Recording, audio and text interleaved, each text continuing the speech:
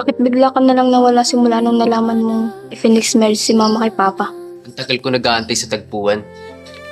Kaya nga siguro hindi siya nakarating dahil hindi niya ako pinaglabas sa magulang niya eh. Baka kaya ganun na lamang ang pakikitungo sa akin ni mama. Dahil anak ako ng taong hindi naman niya mahal.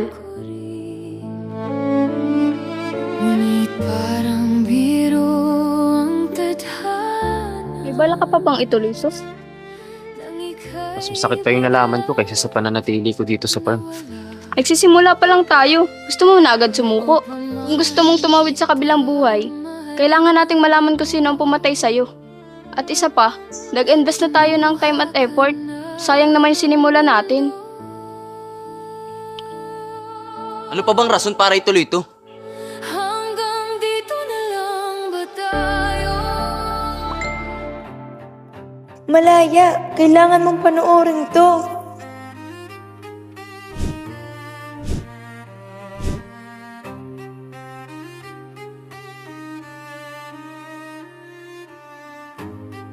Nandito ako sa dilim ng alaala, nagmamasid kahit di mo na makita. Hawak ko pa rin yung pangakong binitiwan mo kahit wala na ako.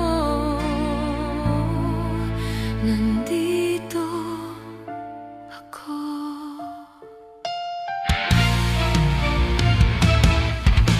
Ang bawat araw parang walang hanggan, sa pag-asang ika'y darating pa. Ngunit ang tadhana kay lupit ng biro, dahil ako'y iniwan sa dulo ng mundo.